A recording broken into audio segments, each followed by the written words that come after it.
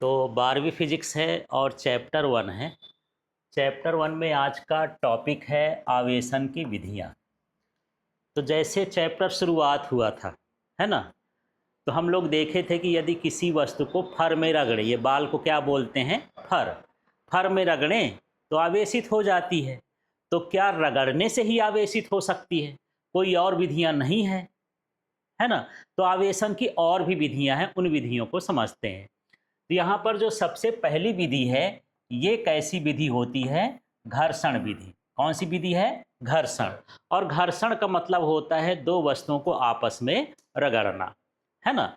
जैसे मान के चलो ये मेरे पास पेन है और इस पेन को मैं फर में रगड़ूं, बाल में रगड़ूं, तो ये आवेशित हो जाती है।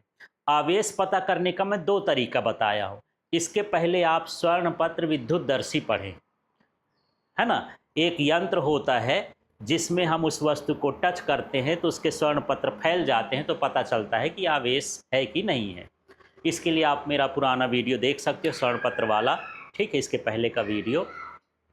दूसरा तरीका होता है कि यदि आपके पास सूखी सूखी घास फूस हो, हल्की हल्की, है ना, और या फिर कागज के छोटे छोटे टुकड़े हों, आप इसको रगड़ो, उन टुकड़ों के पास ले जाओगे तो इसमें क्या होगा, वो चिपक जाएगा। इससे पता लगा सकते हैं, ठीक है, कि आवेशित हुआ कि नहीं हुआ।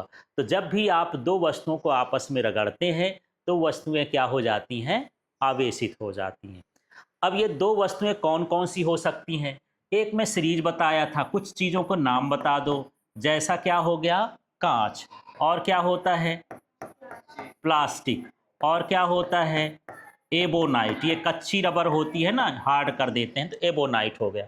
और क्या हो गया? रबर हो गया। ये फर हो गया, ऊन हो गया, है ना। इसके साथ यहाँ पर क्या हो गया? रेशम हो गया। ऐसी जो ये वस्तुएं हैं ये विद्युत रोधी हैं। यदि इनको आपस में रगड़ देते हैं तो ये क्या हो जाती हैं? आवेशित हो जाती हैं। ठीक। जैसे हम अक्सर देखते हैं कि यदि हम कंघी कर रहे हैं तो उस कंघे में हम देखते हैं कि जो आवेश होते हैं, है ना, तो वो एक वस्तु से दूसरे वस्तु में ट्रांसफ़र हो जाते हैं, बाल से उसमें ट्रांसफ़र हो जाते हैं। ऐसा समझ लीजिए। तो मान लो मेरे पास ये कंघा है ना, इसमें इस तरह से खांचे बने रहते हैं, ये कंघा होता है। अब इस कंघे को आप बाल में कर रहे हो, यहाँ पर मान लो ये बाल हो गया, तो कंघे में मान के चलते हैं कि धनावेश आ गया। क्या आ गया? धनावेश। कितने आ गए? 3। तो इसमें जो बाल में है वो क्या हो जाएंगे? ऋणावेश आ जाएंगे। उतने ही उसमें क्या होते हैं? ऋणावेश आ जाते हैं। ठीक। तो जब घर्षण द्वारा हम आवेशित करते हैं किसी वस्तु को, तो दोनों वस्तु में बराबर और विपरीत आवेश उत्पन्न होते हैं। कैसे उत्पन्न होते हैं? बराबर और विपरीत। ठीक है। और आवेश के उत्पत्ति को मैं बताया था कि इससे इलेक्ट्रॉन इसमें चले गए, इसलिए इसमें इलेक्ट्रॉन की कमी हो गई। जैसे इसमें मान लो ये 3 इलेक्ट्रॉन रहे होंगे, तो ये तीनों इलेक्ट्रॉन कहाँ चले गए? नीचे। इलेक्ट्रॉन में कैसा आवेश होता है? ऋणावेश। तो जब नीचे चले गए तो इसके पास क्या आ गया? ऋणावेश। और यहाँ पर इलेक्ट्रॉन की कमी हो गई तो इसके अंदर क्या हो गया? धनावेश हो गया। जब इलेक्ट्रॉन का त्याग कर देता है कोई, तो उसमें कौन सा आवेश आता है? धनावेश। और कोई ग्रहण कर लेता है तो क्या आता है? ऋणावेश। तो कंघी करते समय ऐसे ही होता है। कंघी से इलेक्ट्रॉन चले जाते हैं बाल में, फर में, माने वो कंघी इलेक्ट्रॉन का त्याग कर दी तो उसमें क्या आ गया? धनावेश। और बाल जो है उसको ग्रहण कर लिया तो क्या हो गया? वो ऋणावेश हो गया। तो ये विधि कैसी कहला गई? घर्षण विधि। घर्षण विधि में क्या होता है? दोनों वस्तु में कैसे आवेश आएंगे? बराबर आएंगे और विपरीत आएंगे। ठीक है। तो घर्षण विधि में इसी चीज को हमको अपने शब्दों में लिखना है कि दो वस्तुओं को रगड़ने पर इलेक्ट्रॉन जिस वस्तु से निकलते हैं वह क्या हो जाती है? धनावेशित। और जिसमें इलेक्ट्रॉन जाते हैं वह क्या हो जाती है? ऋणावेशित।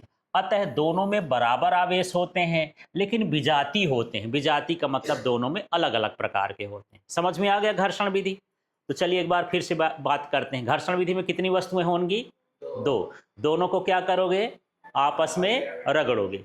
जिससे आवेश निकल जाएंगे वो कैसी हो जाएगी?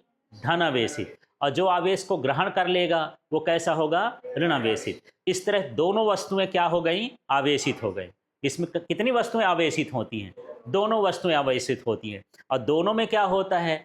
बराबर प्रकार के आवेश होते हैं और विपरीत होते हैं। यदि एक में ऋण है तो एक में धन है। तो मुझे बताना कि यदि मैं इस पेन को बाल में रगड़ता हूं तो इसमें 10 धनावेश आ गए, तो बाल में कितने ऋणावेश आए? 10 ही ऋणावेश आएंगे कि धनावेश आएंगे? ऋणावेश आएंगे, विपरीत प्रकार के आवेश आते हैं। क्लियर हो गया? घर्षण विधि समझ में आ गई?